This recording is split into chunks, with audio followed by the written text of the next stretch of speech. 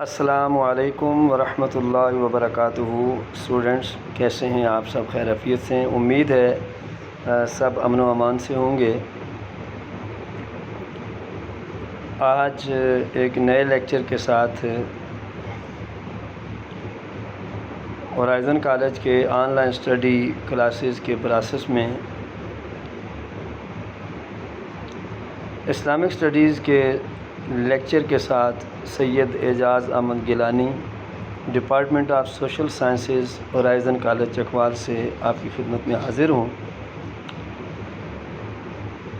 Students, جیسا کہ آپ جانتے ہیں کہ ہمارے اس لیکچر کو سیکنڈ سیمسٹر سیکنڈ سیمسٹر کی B S English, B S math, physics and psychology تمام کلاسز کے لیے یہ لیکچر بہت ہیلپ فل ہے، اور آپ آج کے لیکچر کا ٹائٹل دیکھ رہے ہیں، نہی عن المنکر کی تلقین، یعنی برائی سے بچنا۔ اسلام کے اندر اس کے حوالے سے جو according to the saying of prophet Muhammad صلی اللہ علیہ وسلم آیا ہے، اس حوالے سے آج ہم کچھ بات کریں گے۔ تو سب سے پہلے اس کی ٹرانسلیشن کی طرف چلتے ہیں۔ عن ابی سعید الخدری، حضرت ابو سعید خدری رضی اللہ تعالی عنہ سے روایت ہے، قال، انہوں نے فرمایا، سمعت رسول اللہ صلی اللہ علیہ وسلم، میں نے نبی کریم صلی اللہ علیہ وسلم کو یہ فرماتے ہوئے سنا، یقول، کہ نبی کریم صلی اللہ علیہ وسلم یہ ارشاد فرما رہے ہیں، من رآ منکم منکرن، کہ تم میں سے جو کوئی بھی کسی برائی کو دیکھے، من رآ منکم منکرن، جو کوئی تم میں سے کسی برائی کو دیکھے، فلیغیرہ بیدہ، تو اسے اپنے ہاتھ سے بدل ڈالے، فإن لم یستطع، اور اگر وہ اس کی طاقت نہیں رکھتا، فبلسانہ، تو اسے اپنی زبان سے روک دے،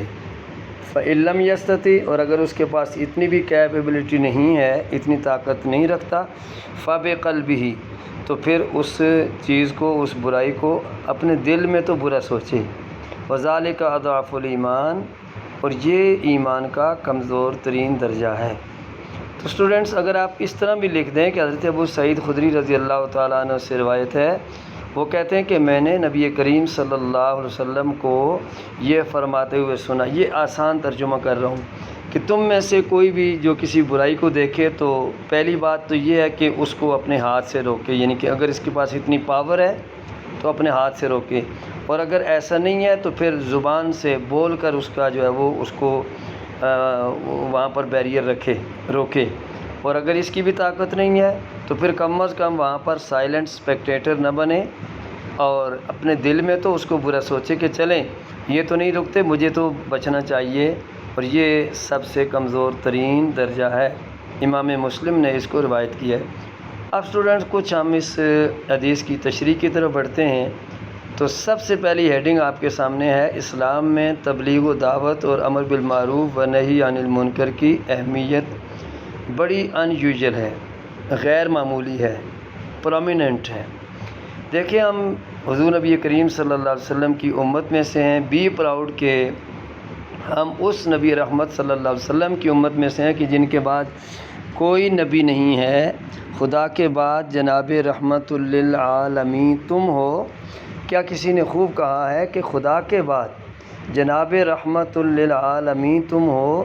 نبوت ختم ہے جس پر وہ ختم المرسلین تم ہو۔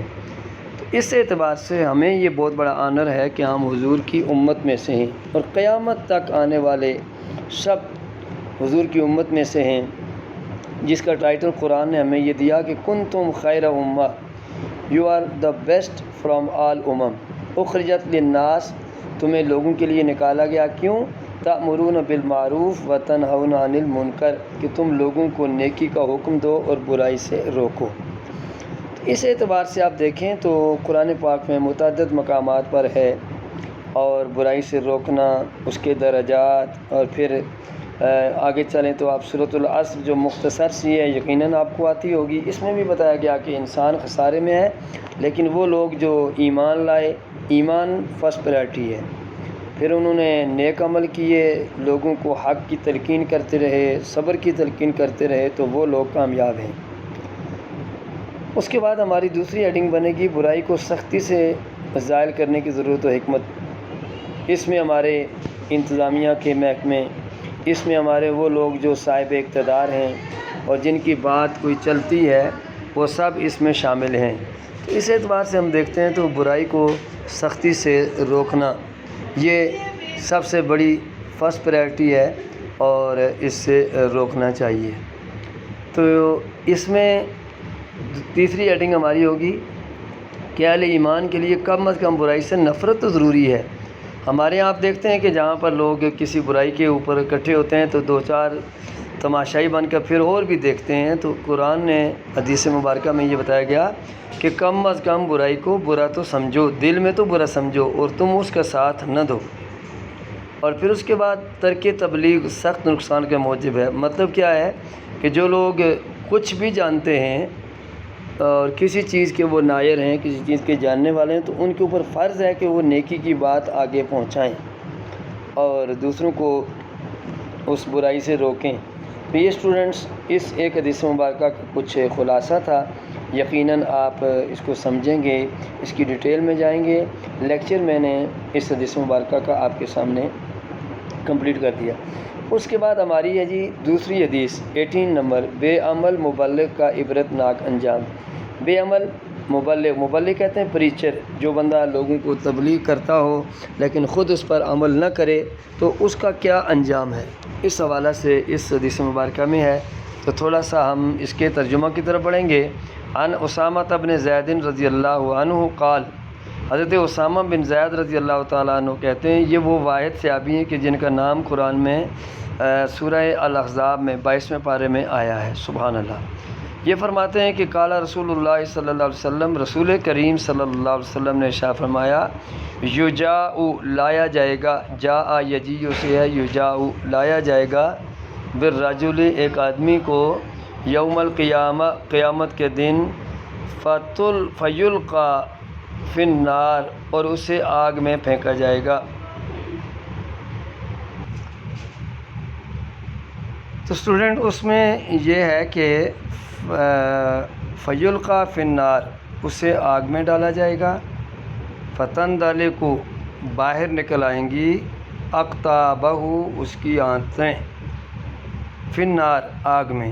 فیطحن طحن یطحن ہوتا ہے چکر لگانا، فیہا وہ اس میں چکر لگائے گا، کطحن الحمار جیسے گدھا گھومتا ہے، برحاہ اپنی چکی کے ارد گرد۔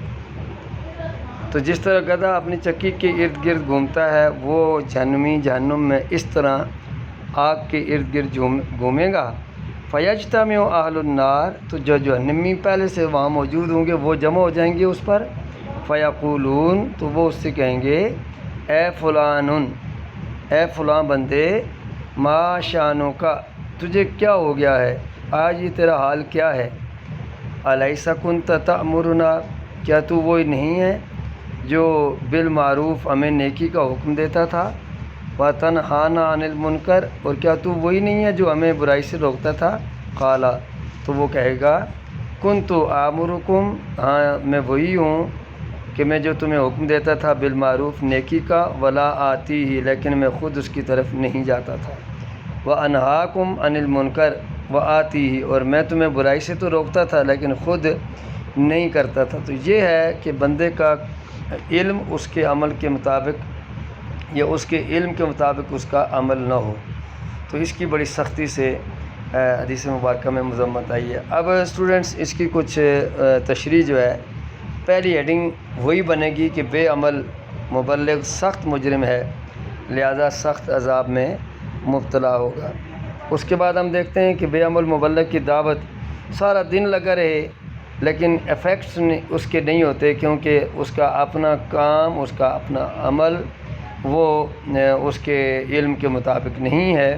قرآن نے بھی کہا ہے کہ اے ایمان والو تم وہ بات کیوں کہتے ہو جو کرتے نہیں۔ اس کے بعد تبلیغ کے مطابق خود عمل کی حقیقت. تو نبی کریم صلی اللہ علیہ وسلم جو بیسٹ ماڈل بنایا گیا، اس کی وجہ یہی تھی کہ حضور نبی کریم صلی اللہ علیہ وسلم جو فرماتے تھے پھر آپ اس کے مطابق عمل بھی کرتے تھے. تو اس حدیث مبارکہ میں اسی طرف توجہ دلائی گئی ہے کہ ہم جو دوسروں کو کہیں وہ خود بھی کرنے کی کوشش کریں. تو امید ہے آج کا لیکچر آپ کو سمجھ آئے گا اور اس کو آپ نے خود بھی ویو کرنا ہے اور اس کو فارورڈ کریں اور اس کے ساتھ ساتھ اس کو سبسکرائب کریں تاکہ آپ کو یہ لیکچر جتنے بھی ہیں اس چینل پہ مل سکیں بآسانی.